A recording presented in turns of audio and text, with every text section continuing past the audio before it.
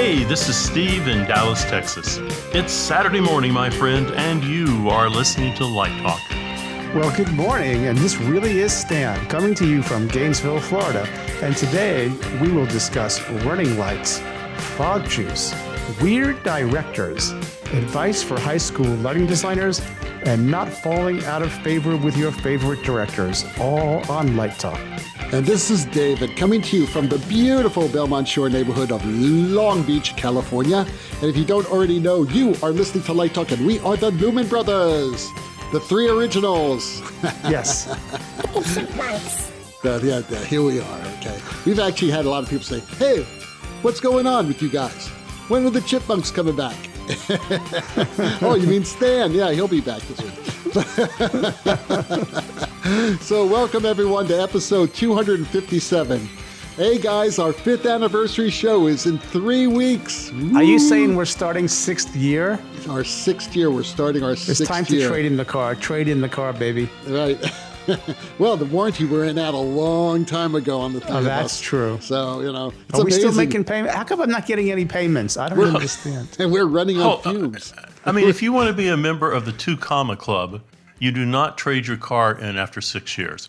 I was reading that Warren Buffett the car he currently drives is 14 years old. He only takes $100,000 and $78,000 a year in salary, I think it is, Warren. Ross Perot said the secret to being a millionaire is to never buy a new car. And he rode an old junker too, so there you go. I'm sorry. I'd rather not be a millionaire. But hey, being a millionaire nowadays really doesn't mean that much anyway. It does to me. That's right. So we're going to start our 6th season in 4 weeks, but in 3 weeks, That's a lot of numbers. I can't do all these numbers. Yeah, and if you didn't hear it last week, you will hear it now. Our special guest for the anniversary show is, drum roll please, multi-award winning lighting designer, Natasha Katz. Yay! Silence. I'm coming to that one. Also, yes, A good and personal friend to Warren Buffett. That's right. She still drives a 62 Mercury. That's what I hear. Who, That's Natasha? what I hear. She drives a 62. She has so much money. Yeah, she can afford something more than that. I mean, think about just her residuals alone. She's swimming in yachts. She might have big expenses. You don't know. Oh, that's true.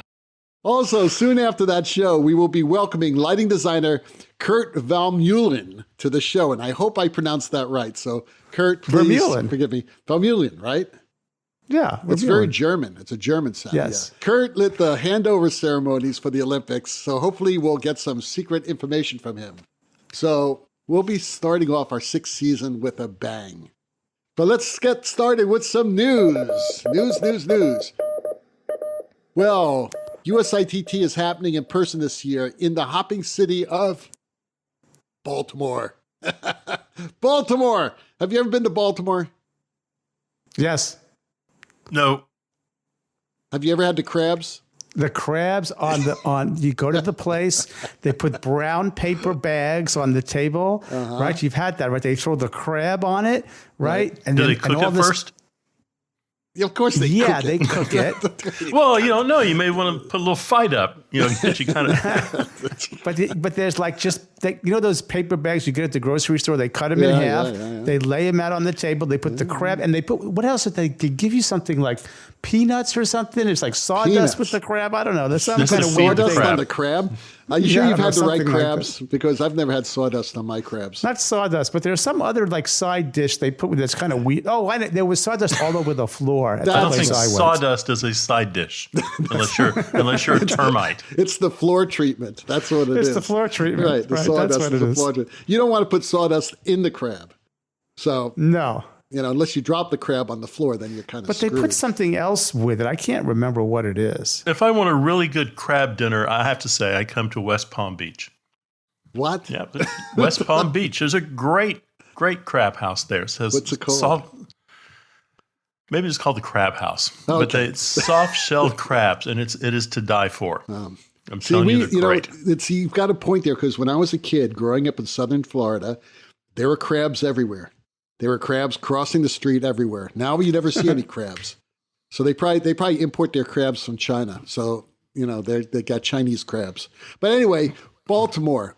Are you going, Stan? Not a snowball's chance in hell. Okay. Are you going, Steve? To Baltimore? No. Yeah. No. Am I going? No. Nope. So anyway. Get that thing in Philadelphia, and I'll be there. I'll be there all week. Yeah, But Baltimore. Nothing No, against no. Baltimore. Nothing against Baltimore. But this time of year, Baltimore, I don't know. It could be dicey. They should do it in Key West. USITT should be in Key West. Is there a convention center in Key West? I don't think so. Yes, But anyway. there's that pier, the end of the On the pier. pier. We can all stand around and watch the sunset down Right. here from Hemingway's house. Right, you could look at Cuba at the time. Enough of the news. Steve has our first question. Sure, it is Mike in Ohio. And Mike writes, is there a fog juice that does not damage moving lights? Well, Mike, you're asking the wrong question. No, fog juice, bad. Anytime you're around a moving light. I don't know if you've ever cleaned a moving light after a rowdy AC/DC concert, but you got to take the darn thing apart. I mean, the fog juice it's horrible. What's interesting right now is if you look at the manufacturers, they're doing something different. They're introducing IP65 conventional fixtures and moving lights. This was exotic maybe 8 or 9 years ago, but now it's becoming mainstream. Can you imagine if all of your lights are IP65? You don't have to worry about fog juice anymore. That's right. So, if you don't know what IP65 is, that's simply a rating that tells you the degree of protection against accidental contact with water or perhaps dust, any particulates that come into there. So the 65 is actually a rating. The 6 is the protection against, as I read here, the 6 is a protection against accidental contact, and the 5 is the protection against water and water jets. And oddly enough, most of your lights in your shower are IP65 rated. Probably what you want, but I suspect the cost will go up astronomically, is I think the highest rating is IP68, and that's just a tank. So I think, the trouble, I looked it up, to give you a serious answer about fog juice, and there's a lot of information out there, and there are a couple manufacturers that swear that their fog juice does not negatively impact a moving light. But I think it's best, rather than me giving you something and your light is destroyed by it or your fog machine is destroyed by it, you call up the manufacturer of your machine and say, here's a problem. Is there anyone else's fog juice I can put in the machine without voiding the warranty that is a little bit more user-friendly in an electronic environment? What about you guys? I was going to say IP, I think also stands for ingress protection, right? It does. Ingress, yeah. Ingress. Ingress, yeah, like it can get in. Makes me think about, wasn't there a fixture, was it high end? I think it's actually my solar theaters. They have what they call the defogging thing for the lenses. So They're the only company that offers that. It's patented, It's yeah? patented. And by the way, that's how you get around, if you really want a solar fixture, a high-end fixture, in your specifications put it must have that particular option, because that's how we got them. Anyway, but we were talking the other week about why some of the LED fixtures, conventional LED fixtures, are starting to break down. And I believe, Steve, you mentioned that a lot of these are that they're going to go to IP65 because of that. Because let's be honest, an old style Lico, what do you have to break down? You have like a socket, you have a lamp, you have a plug, right? So there are no electronics there. But now these new LED fixtures, there's like a little computer in there. And then you have all that haze in the air, and you have mist, and you have all that stuff.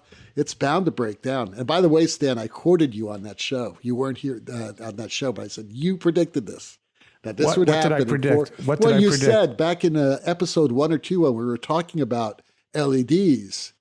You said, I don't know. Everybody's saying they're going to last like forever or 80,000 hours or whatever. He says, let's talk about it in 4 or 5 years. Well, certainly in 4 or 5 years, this is starting to occur. So when's LED going to disappear? When's the next fixture coming out? What, the next light source? Yeah. Stunned silence. I'm predicting in 5 years there'll be a new source. Right. And it's available now at Spencer Gifts. Okay. That's where it all begins. It's Absolutely. plasma. Plasma. No, they've been talking about this for years, plasma. I know, but LED popped up. So everybody who was looking at plasma went LED, and they've made a ton of money. I think we're going to revisit plasma in a few years. All right. Well, we'll see. Well, the other one that never really picked up in this country, but did pick up in Europe. Well, there's two things that are going on. One is the sulfur lamp, which I got to see in Sweden many years ago. There's that one, and then there's another one. The Steam Leco. Okay. Induction lamps. Induction lamps. Yeah. Yeah. Well, I think it's going to be plutonium. That's because you have Chernobyl on the brain. I got Chernobyl on the brain, exactly. Fisher in Germany asks, do you design backstage running lights into your plot to control ambient light that occurs during blackouts? Or do you at least control them with a console? That's a very interesting question. I have a lot to say about this, surprisingly. Well, let me answer first, and it'll be short. I'm sure yours will be a lot more detailed. But to answer your question, usually not. But on some circumstances I have, because if we wanted a total blackout that was still going to be safe for the actors or singers on stage or off stage, we would do this. But it's rare. It's very rare because it's a safety issue. But I have worked with directors who insisted that this one particular blackout be a total blackout where we black out the pit, we black out everything on stage, and we black out the running lights. The one thing you can't black out? Bathroom lights. The bathroom lights, yes. You can't do that either. Unless you have really good aim. Yes, exactly. Oh, God. You got to listen. I don't have a lot of time to edit the show, guys. Cut that out. I'm leaving. So I'm on a plane tomorrow, for God's sake. So you cannot black out your exit lights. Do you just put a piece of gaffer's tape over them then?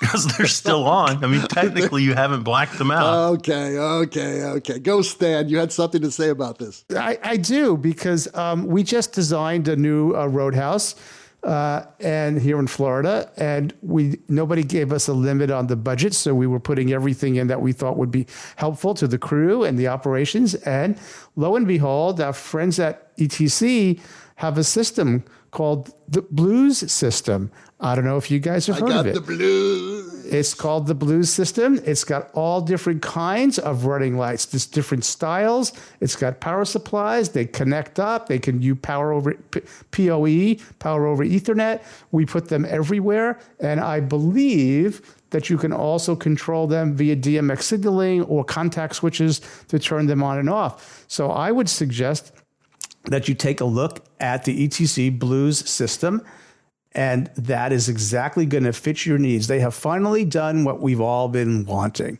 On this one, I give them a lot of credit. Yeah, because you don't like ETC. Not much. Okay. Did they ever invite you to the factory? We've been there. Oh, that's right. We did the show there. I love them. They know I love them. I know. Okay. All right. But I want to double check that you can control it with DMX. But the problem is it's still you safety zone it. issue. Yeah, you zone it. You put it in zones. You can have wall mounted control. You can have remote control. Yeah, it's a safety issue.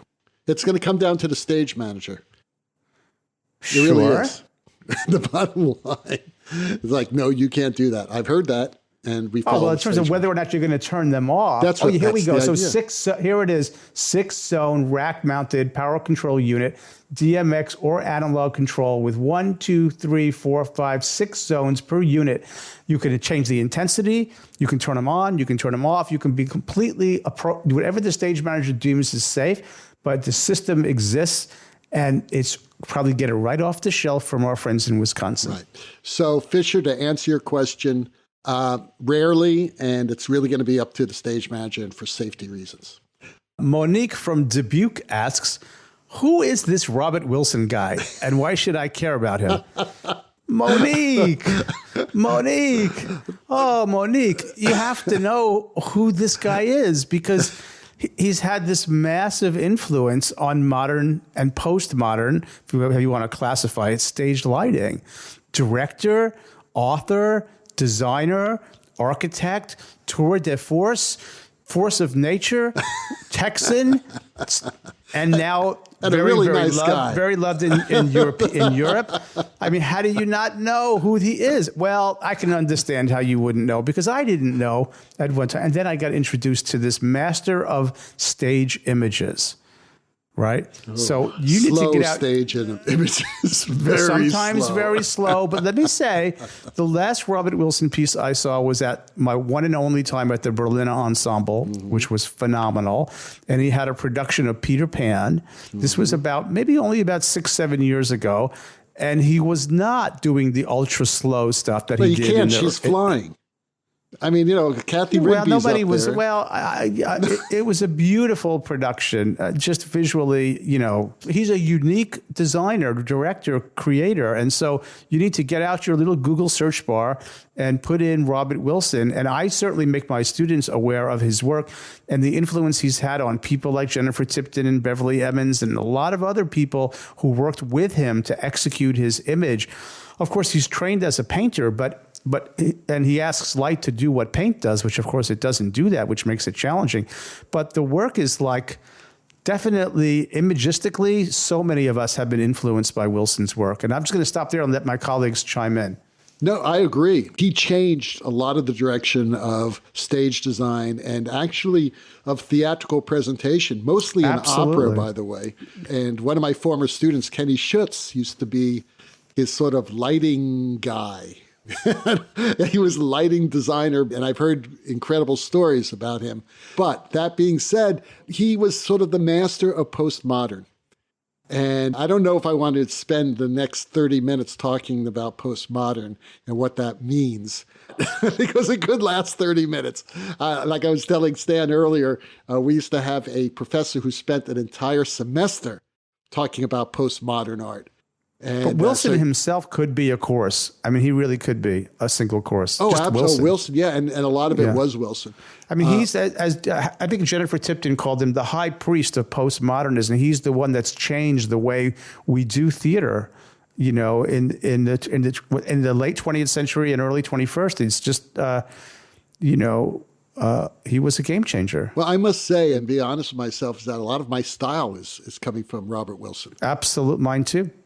What was interesting about Wilson is this is a story I read about him. When he was a young man, he worked with paraplegics, people who were paralyzed, and as a volunteer. And what astounded him or what fascinated him is that when a person who was paraplegic, when they were able to move their index finger 2 inches, it was like a monumental event for them.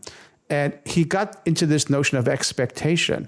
Like we have a certain expectation. And then he was also heavily influenced by Japanese theater and things that are very transcendental. And so what he asks of you, and the stuff that I saw in the early years, was to just go into sort of a trance, which is what No asks you to do, to sort of just allow the work to wash over you and just sit there. And watching his early work is like watching the hands on a clock change. You don't see the hands moving, but the next thing you know, it's 20, 30 minutes later. And he did the same thing with images on stage, and you get into this transcendental or altered state. And so that was sort of a really interesting experiment. I think he, as a true artist, he goes through phases of experimentation, some successful, some not so successful, but made some really interesting discoveries through that openness. And and some would say that his work was more about seeing than understanding in the traditional sense, the narrative, but yet there was thematic connection. But as he would say, and I've heard him say, it's left to interpretation, like a piece of modern art. It's open to your interpretation, and what you see is what you see. And in Einstein on the Beach, I mean, you certainly make associations to the imagery in Einstein, but it's not a traditional narrative. So I kind of grew to like it and appreciate it, but at first it was very alien. But visually, it's unique. Speaking of Einstein on the Beach, who was the composer for that? We talked about him yesterday. It's Philip Glass. Philip Glass, and I've done a lot of Philip Glass operas. And it's interesting because there's a hypnotic essence to Philip Glass's music. Robert Wilson's done a lot of Philip Glass work, the original pieces. So if you have a chance, Monique, check out some Robert Wilson work. And put on Einstein on the Beach, and you'll be like, what the heck is this? But you'll fall. But give yourself time to let it, entice you. It's an acquired taste, I would say. It's like clams. Nobody likes a clam, the raw clam, the first time you eat it. Well, he really had a way to describe his work, and he was very poetic when he talked about his work. Yes. And I've got his quote right here. And he says, "Light is the most important actor on stage. Yes. If you know how to light, you can make shit look good." Okay, now I defer from that, from Wilson's coming, because it's always shit. I mean, no matter what you light sometimes it's you can't fix shit. It's going to be a turd, no matter how you light the damn thing, okay? Well, the other thing he says, he said that too, but the other thing he says... He didn't say that. Yes, he did. Yes, I believe he did say that. Yeah. And the other thing he said is that lighting needed to flow. It can't be a series of starts and stops. Yeah. It needs to flow through the evening. And, it takes you someplace. It is what you're talking about. It becomes hypnotic. Everything is connected. His movement flowed. I mean, his movement usually never stopped. Maybe slow, painfully slow, but it moved. It constantly I have some moved. beautiful videos of him in tech rehearsal, and I have videos of him at the tech table that I share with my students. And, I think for Monique and everybody who's listening, who's in lighting, if you have not done a deep dive into Robert Wilson and his impact on lighting, do it. You'll be glad you did. I got to get my place in the script. You forgot. Wait. We got 200 and what was it, 57 shows, and you said the same line for 200. When's the last time I said it? Like a month ago. You forgot it the last time also. Okay, go for it. I know it now. I had to remember. Come on, I'm old. Go. For the bloopers. That's You a blooper. are listening to Light Talk, and today we are sponsored by Better Than Nothing Industries. Well, COVID is in the rear view mirror, and the summer touring season is just weeks away. You know what that means? It means it's time for swag. Do you start your load into a chorus of "How about a t-shirt, man"? Are you trying to float your truss while some yahoo says, "How about a t-shirt, man"? Are you trying to do a headset check and all you hear is, "How about a t-shirt, man"? Don't worry, brother. Better Than Nothing Industries has you covered with "Stop Asking for a Damn T-Shirt, Man." It's our proven compact personal aerosol deterrent. That's right, no need to carry mace or wasp spray anymore. Made from the glands of the Zorilla, this stink will deter a starving Bigfoot. A member of the weasel family, the striped weasel to be exact, the Zorilla is similar to the North American skunk. However, the Zorilla is smellier. In fact, the defensive smell is so powerful, North America was not big enough for the Zorilla and the honey badger. So the honey badger moved to Africa. And the honey badger is no stink lightweight. It can reverse its anal cavity and place it outside the body, thus driving off a hungry lion with its stench. Now that's a trick I want to see. Yummy. So now, with "Stop Asking for a Damn T-Shirt, Man," you can once again enjoy load-in, lunch, and dimmer check free of guilt with just a few squirts. Just remember, kittens, aim for the eyes. It's not perfect, but it's better than nothing. Oh boy, let's get back to Light Talk. Please, because I'm going down the rabbit hole. Go to the zoo and threaten a honey badger, and it'll just turn its tail around and bloop. Here comes its anal cavity outside its body. I'm not even so sure the sponsor is waiting. There's nothing there that's not true. That's true. I just love that it's called a Zorilla. And now, let's get back to Light Talk About quickly. time. Well, the sounds of those rabid ducks means that once again it's time for Let's Talk About. And today's Let's Talk About is all about continuing your relationships with your favorite directors. What the hell does that mean? It means a lot of things to a lot of people. It means a lot. First of all, directors are the lifelines to designers. If you want to work, a director's hiring you, okay? A director has to hire you for you to work. So when you start meeting directors you like working with, and they like working with you, you want to keep that relationship going. So how do you keep your relationships with your favorite directors? Gentlemen, do you have any advice for our listeners out there? Bribery. Bribery? What, you give them like a 10% of your fee or something like that? You treat them well. Give people a raise, or take them out for dinner, or be nice to them. Be human. And okay, all right. Let me be more specific. I would say this: say what you mean and mean what you say. Deliver what you say you're going to deliver, and don't and let them see progress all the time. And I think that builds trust. And there's a fourth one, too. Don't be an asshole. All right? That helps. You don't want to be a jerk. Unless you are one, then that just becomes difficult. Yeah, then if the director's one, too, then, maybe you get along great. I have seen that as well, those pairings. But you could be subjective. Opposites repel and likes attract. I don't know. Well, opposites attract. I don't know. I don't know. Steve, do you have any advice for our listeners? I was just kind of awash with everything you guys were talking about there. It's pretty impressive. I think it is. No one's quite as dumb as you think they are.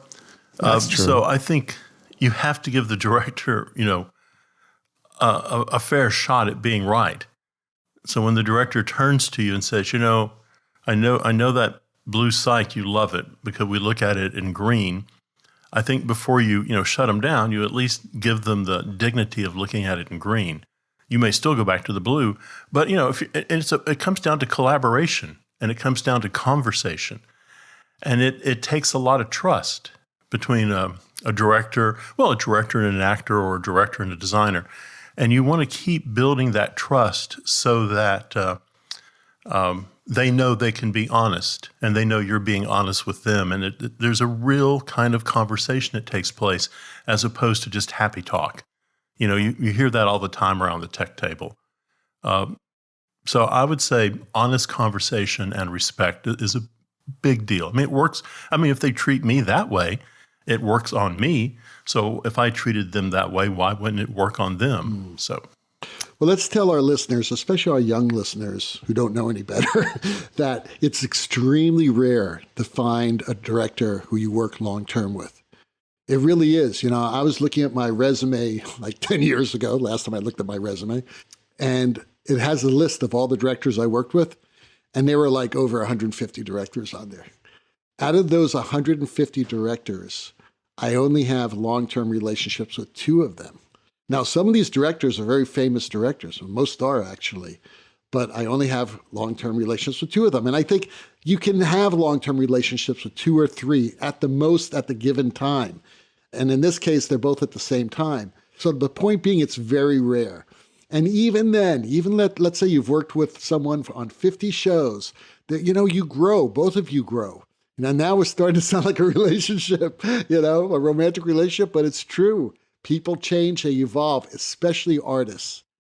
And if the director's a good artist and you're a good artist, there may be a time when you say, I want to work with a different lighting designer. I want to work with a different costume designer, or I want to work with a different director sometimes. That's rare in that case. But let's be serious. If a director decides to drop you off in that respect, and not in a very friendly and obviously respectful way, because you've got this long-term relationship, then don't take that personally. Do not take that personally. And I've had situations like that where I've worked with a long-term director, and then a big show comes up and this director chooses a different designer, but then chooses me again to do some other shows as well. Sometimes that happens, and that's okay. Don't take it personally. But it's just the nature of our business where it's hard not to. And it's hard not to take it financially, too, because it's a financial hit when you're not doing a show. I just want to add one thing to what Steve said, because I think he's really onto something that's correct there. And I would just add that if you're going into a conversation or a collaboration or anything where there's going to be differences of opinion, which there should be, because that's what makes it interesting. If you go in and with a mindset where you're not persuadable to something other than your own opinion or your own thoughts, you're in trouble. So I think going in with the mindset that you are persuadable, like Steve says, the director might have a different idea, and you have to actually put your own thought aside for the moment, and maybe that's a better idea. So you always want to be persuadable, or else there's no point in the conversation in the first place. So I think this is really important. Openness is another way to say it, but I'm just saying it differently. Like, am I persuadable in this conversation to a point of view other than my own? Yeah, good. That's a really good point. Because if you're not going to be working with that director again.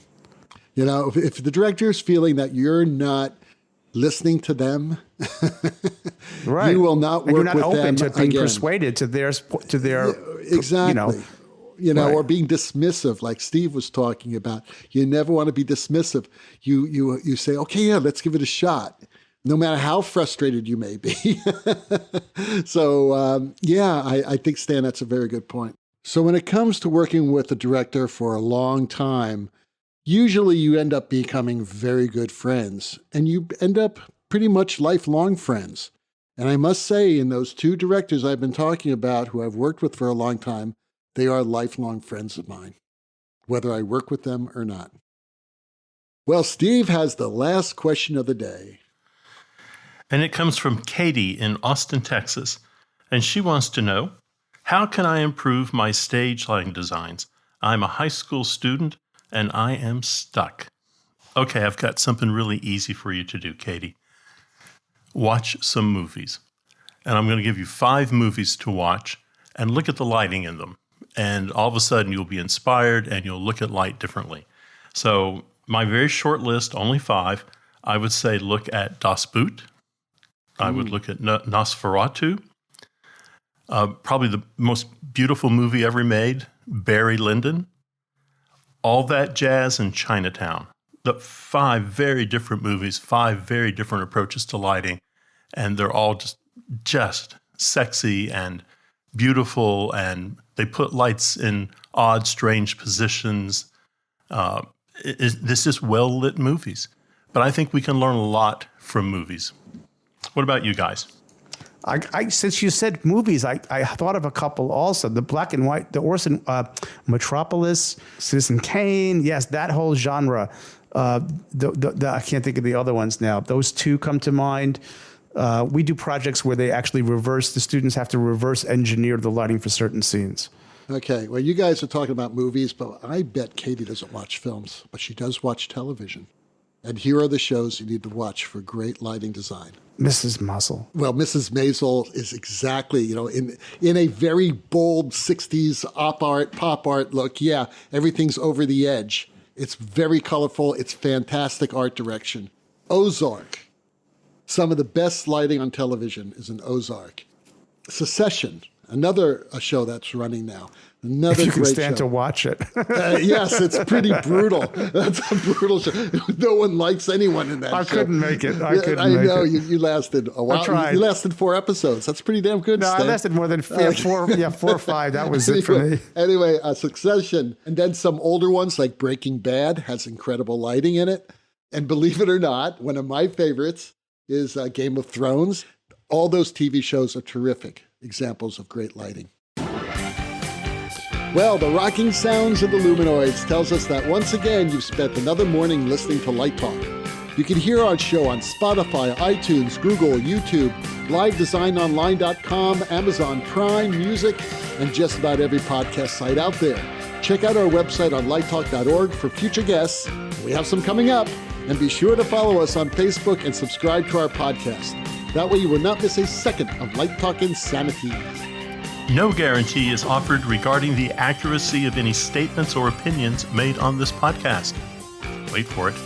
However, In the extremely remote possibility that you would decide that you wanted to litigate these three nice chipmunks, Silly people. the law firm of Fleck, Fluck, Flare, and Glare and their paralegal snoot will defend us anyway until our retirement funds are depleted.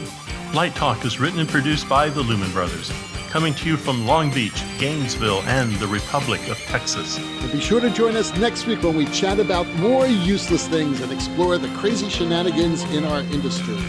Light Talk, broadcasting questionable Lumen knowledge and humor around the world. So we'll see you all next Saturday morning. Bye-bye from Light Talk. Sayonara.